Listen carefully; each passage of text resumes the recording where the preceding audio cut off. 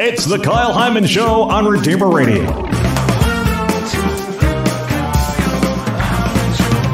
This is Kyle Hyman, and joining us for Theology of the Body Thursday is our executive director here at Redeemer Radio, Cindy Black. Thanks for being here. Good morning and Happy New Year. Happy New Year.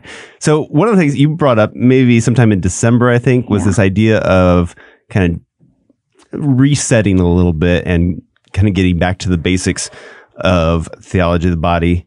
And I'm glad we decided that topic ahead of time, because otherwise all I would have to talk about today is the flu of the human body.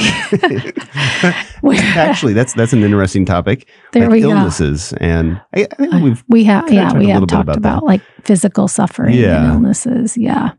But so I'm glad. Yeah. I am very glad. Well, we're good to have you back here and healthy, at least on the mend, I suppose. Yes. I think sometimes we've been breaking this down for a couple of years now on the show, and we talk about all these different kind of zooming in on a particular aspect of theology of the body. Or how it applies to a certain like concept in theology or in everyday life. Yeah. I think it's good to kind of maybe zoom back out a little bit, because we hear about the impact of theology of the body on so many different things. I mean, if you listen to Catholic radio, it seems like, I don't know, 1 out of every 10 authors is mentioning something that was from theology of the body. I'm kind of amazed that it's such a recent phenomenon, but it's become such a foundation to so many things. Right. Even earlier today about the running.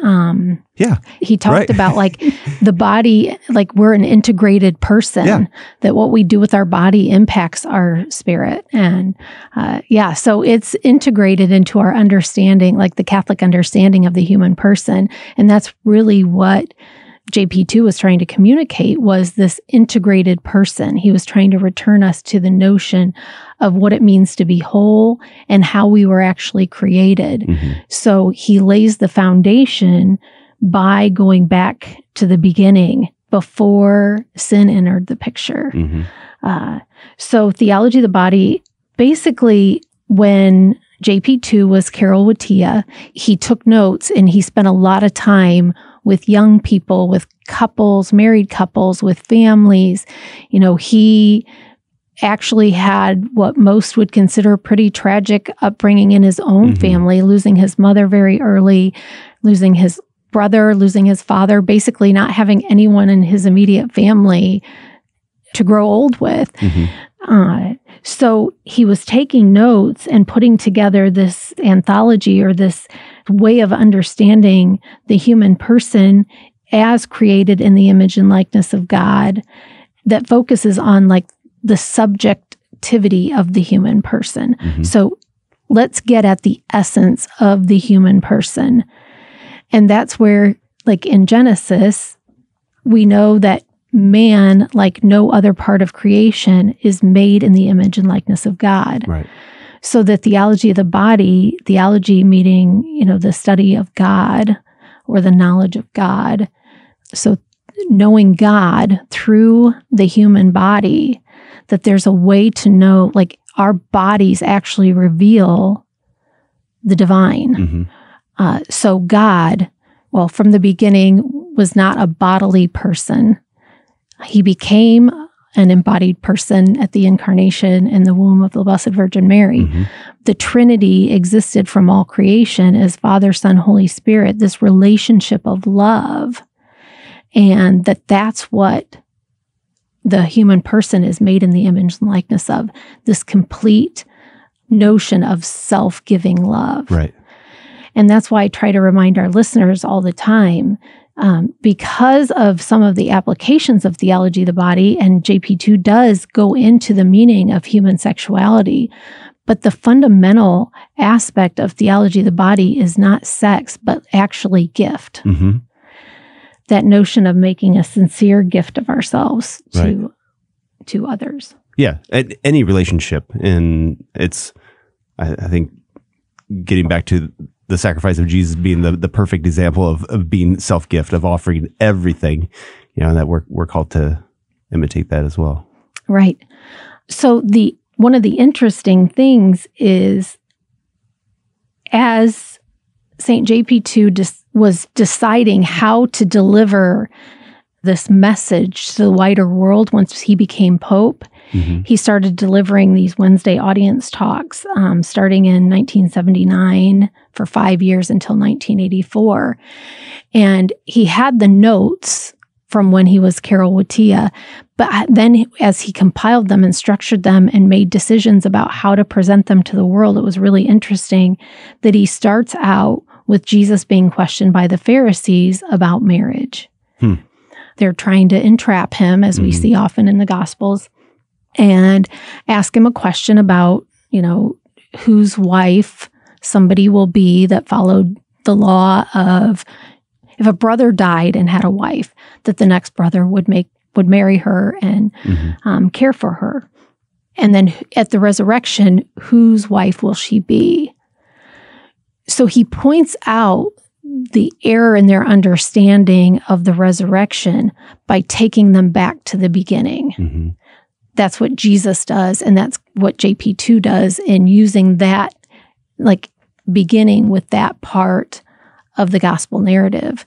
Even JP2 is putting new language on what Jesus shared with the Pharisees in that confrontation or that moment of teaching.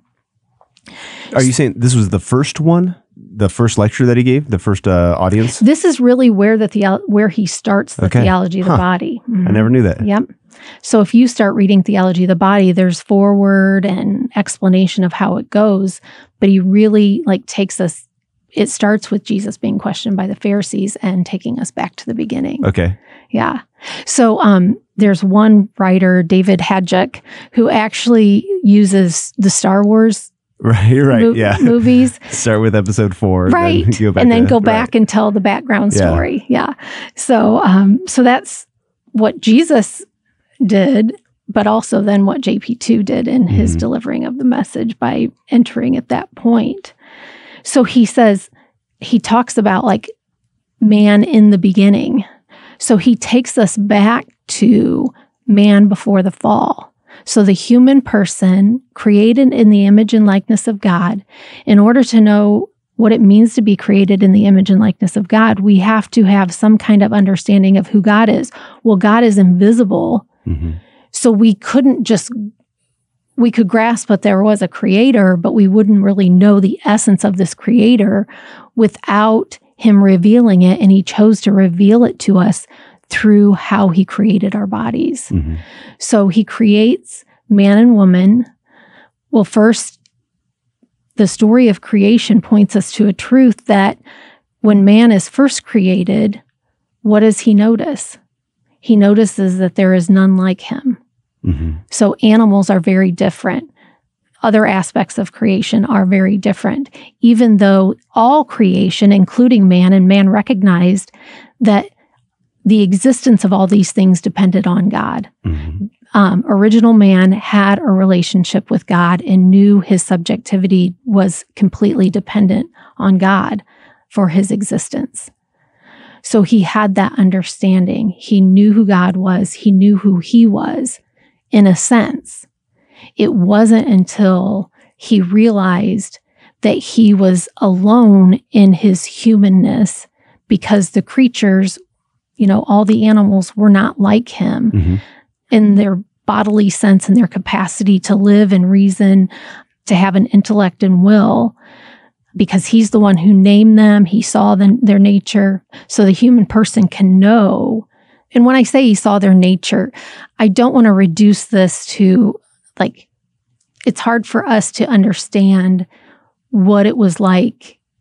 The creation story teaches us truths, but it's not I think the way it's often depicted is you see this man kind of wandering around a garden and things like that. I think it's more important to look at the truths that the story of creation teach us. And that's that Adam, the first human person, knew that he was different from the animals. And when he beheld, he knew that he was a man. And it was when he beheld a woman that he understood the fuller meaning of his body. Mm-hmm. So his body made sense in meeting this woman. Mm-hmm. He knew that he was created by God and that his existence depended on God. But he also knew, our first parents knew that both of their existence depended on God. They couldn't see God. They had a relationship with him. We don't know how they communicated before the fall, but we know that they did know God existed, created them, and put them in this garden, provided for all that they needed, gave them the instructions not to eat of the tree of the knowledge of good and evil, and to be fruitful and multiply. Mm-hmm. And Adam and Eve could see in each other and understand God because they knew that they were created as gift for one another. Mm-hmm. That Adam's body existed for the sake of Eve to complement her, and Eve's body existed for the sake of Adam, and that they could make mutual self-gift of each other. And in that, they're the image of the Trinity. Mm-hmm. So we have Father, Son, and Holy Spirit, which is this perpetual, eternal, all-knowing, all-powerful state of self-giving love and reciprocal love and returning that love. Uh-huh. So you have the Father giving completely to himself to the Son, who receives the love, gives it completely back to the Father, and that love kind of energy is itself a person of the Holy Spirit. Right. So all of us, every human person, is to model God in that we are to completely offer ourselves as self-gift to others. And if it is fruitful and faithful like God's love, it actually then fills and impregnates us with the love of God and brings about salvation. So our self-giving love images God to other people. Mm-hmm. And we're all called to do that. We're all called to look for ways to be self-gift to others, to offer ourselves up, to reveal God's goodness in every encounter. Mm-hmm.